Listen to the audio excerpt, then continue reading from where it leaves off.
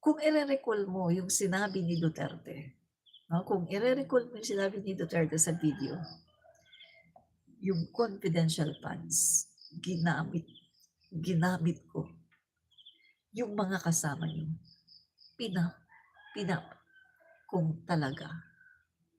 Hindi ko lang masabi ng buo kasi baka maano tayo ni YouTube 'no, tapos sabi niya, binanggit din niya yung ano, yung pangalan ni Castro, 'no, na pinaano daw niya mga kaibigan, gano'n. So kung babalikan natin yung video, hindi po nagbibiro si Duterte, eh. Kung babalikan mo yung video, papanoorin mo ulit, hindi po siya nagbibiro sa video. Yung boses niya, yung mukha niya, hindi po siya nagbibiro. Pero anong sabi ng RTC? 'Di ba binasura? At ang sabi ng judge, nagbibiro lang daw. Nagbibiro lang daw si Duterte. Pero 'pag balikan mo yung video mga kaibigan, kitang-kita mo hindi siya nagbibiro. Galit na galit siya, yung boses niya talagang talagang with action pa. Eto ngayon guys yung nakakabahala. Paano na lang kung yung lahat ng korte natin na kung saan doon sila magsasampa ng kaso ay kakampi sa mga Duterte. Lalo na 'to, Quezon City, Quezon City. Eh, 'di ba doon sa Quezon City, doon kinasuhan ni Castro si Digong at doon din ibinasura agad-agad. So ang nakakatakot dito, kung gagamitin ni Pulong ang kanyang impluwensiya at kakausapin itong mga judges, hindi natin alam kung ano mangyari. So yun ang nakakalungkot mga kaibigan, kung magkakaroon ng mga bias palagi ang mga judges na ito. Kaya nga talagang good move talaga ang ICC. Maganda talaga yung ICC na yan kasi yung ICC na yan, wala silang magagawa diyan, hindi nila puwedeng utuin, hindi nila puwedeng aregluhin.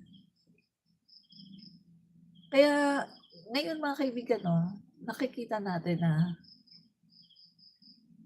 talagang yung sinasabi nila na, dapat dito litisin si Duterte. Hindi po puwede guys. Hindi maaaring litisin si Duterte dito dahil 'pag dito siya nilitis, natitiyak ko, walang mangyayari sa mga kaso.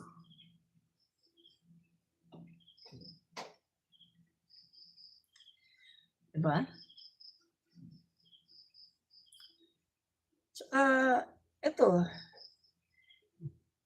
ang pagkakaalam ko mga kaibigan, itong si, Trillanes nagsampa na 'to ng kaso kay Pulong, drug smuggling.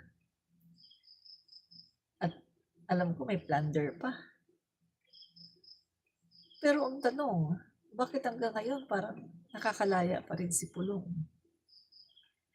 'Di ba kapag sinampahan ka ng kaso, lalo na drug smuggling, walang bail 'yan. Hindi ka diyan puwedeng magpiyansa. So, ang natatanong ko sa sarili ko, ano ang nangyari? Gumugulong ba yung kaso? Inuumpisahan na ba yung kaso? Tiningnan ba, meron bang probable cause? Kasi ang alam ko mga kaibigan, once na isinampa mo yung kaso at siyan ay, katulad ng drug smuggling 'no, non-bailable kasi tungkol sa drugs yan, non-bailable yan. At kapag yan ay,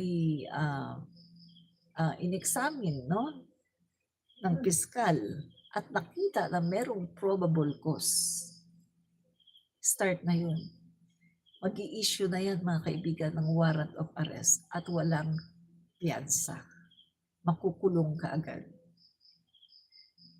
So dito, nagtataka ako bakit hanggang ngayon si Pulong Duterte ay nakakalaya pa rin.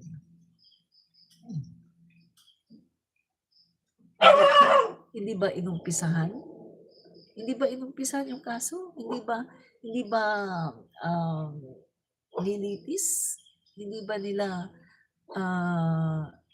tiningnan kung may probable cause? Or pinatulog lang ba nila yung kaso na isinampa ni Trillanes? Magkano nga tayo doon? Makikibalita tayo kung anong nangyari sa kaso na isinampa ni Trillanes. Yun ang aso nila. Kasi alam ko guys, nagsampa si Trillanes ng kaso kay Pulong. Diba? So, nakakatakot mga kaibigan kung ang ating mga justices sa Korte Suprema, sa RTC, sa municipal court, nakakatakot kung ang lahat ng ating mga judges ay magiging bias. Nakakatakot. Diba?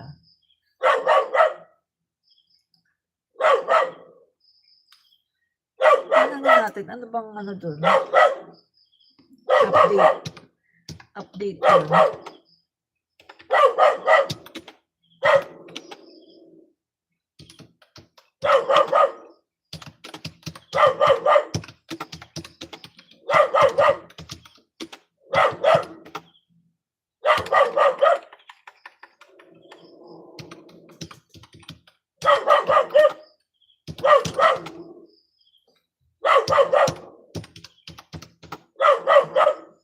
Bakit maingay ka?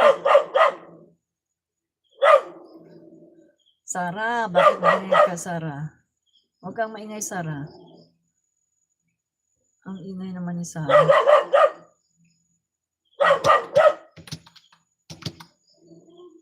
Sarah ma, huwag kang maingay.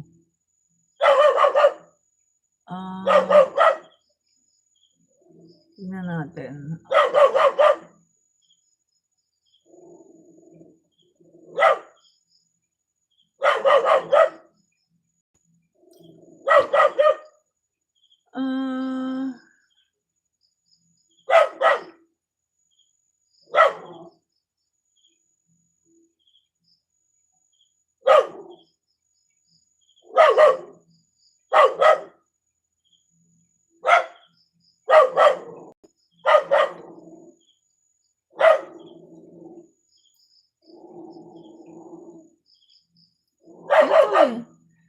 1 year ago pa to eh.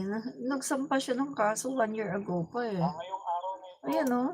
ako po ay nag-file ng smuggling charge against Ulitin natin Ulitin natin. ngayong araw na ito, ako po ay nag-file ng drug smuggling charge Pakita ko sa inyo. against Duterte, Scorpio, na asawa ni Sara Duterte, Nicanor Pailo, Allen Capuyan.